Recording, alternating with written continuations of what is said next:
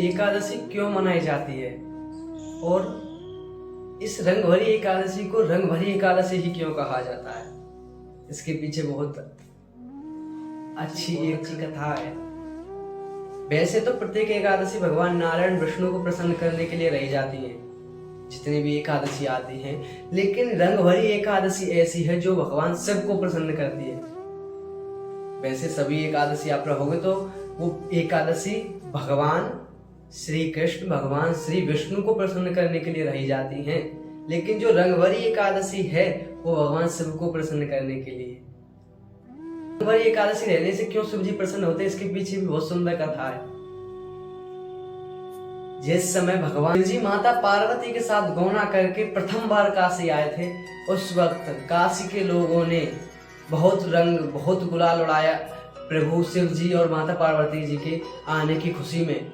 उस दिन एकादशी थी, उस दिन से इतना गुलाल उड़ाया काशी वासियों ने कि उस दिन उनके गुलाल उड़ाने से भगवान से बहुत प्रसन्न हुए और तभी से इस एकादशी का नाम पड़ गया रंग भरी एकादशी। इसी दिन भगवान शिव प्रथम बार काशी आए थे माता पार्वती को लेकर, विश्वनाथ भगवान, और तभी से इतना लोगों ने गुलाल रंग उड़ाया कि तभी से इसका नाम रंग भरी एकादशी हो गया, जो कि इस बार 20 मार्च को पड़ रही है रंग भरी एकादशी।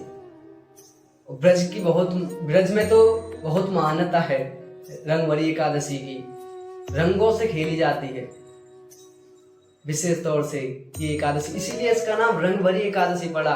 और शिव जी इसलिए प्रसन्न होते हैं कि काशी वासियों ने खुशी मनाई, माता पार्वती और शिव जी की पूजा करी। इसी दिन जो व्यक्ति व्रत करता है रंग भरी एकादशी का, उस पर भगवान भूत भावन विश्वनाथ भगवान की कृपा होती है, ऐसा शिव जी स्वयं कहते हैं।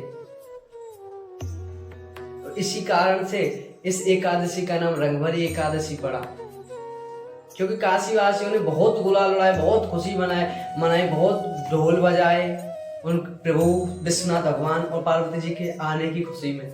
इसे इस एकादशी का नाम रंग भरी एकादशी से विख्यात हो गया। इसे रहने से भगवान शिव की अत्यंत कृपा होती है। भगवान विष्णु भी उन पर कृपा करते हैं, वो तो प्रसन्न होते ही हैं, क्योंकि एकादशी भगवान विष्णु को प्रसन्न करने के लिए रही जाते हैं। लेकिन रंग भरी एकादशी ऐसे जो शिव जी को भी और श्री विष्णु को भी प्रसन्न करती है। इसी कारण से रंग भरी एकादशी का नाम रंग भरी पड़ा, क्योंकि रंगों से भरी हुई, उल्लास से भरी हुई एकादशी। उस दिन पूरे दिन काशी वासियों ने रंगों की वर्षा करी, एक दूसरे से खुशियां मनाई, एक दूसरे को गुलाल लगाया।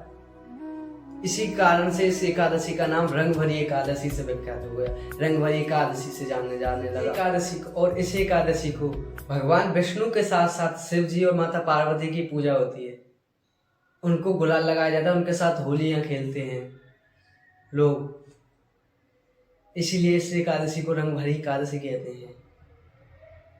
और इस बार एकादशी 2024 में 20 मार्च को पड़ रही है, बुधवार के दिन, और इसका पारायण का समय अगले दिन है, ठीक इसका पारायण का समय ठीक अगले दिन गुरुवार को है, जो कि 1:30 बजे से 4:15 को 4 बजे तक का समय है इस एकादशी के पारायण का समय। व्रत 20 मार्च को है। वैसे इस एकादशी को भगवान विष्णु की पूजा के साथ साथ माता पार्वती और शिव जी की पूजा करी जाती है। इससे इन दोनों की कृपा मिलती है, लोग इनको गुलाल लगाते हैं, उनसे होली खेलते हैं, इसीलिए इस एकादशी का नाम रंग भरी एकादशी है। जितनी भी साल की एकादशी उसमें विशेष है ये रंग भरी एकादशी, और जो कि ये साल की अंतिम एकादशी भी है। हिंदू पंचांग के अनुसार यह हमारे नववर्ष की एकादशी है। इसके बाद नवरात्र से पुनः हमारा नववर्ष प्रारंभ हो जाता है।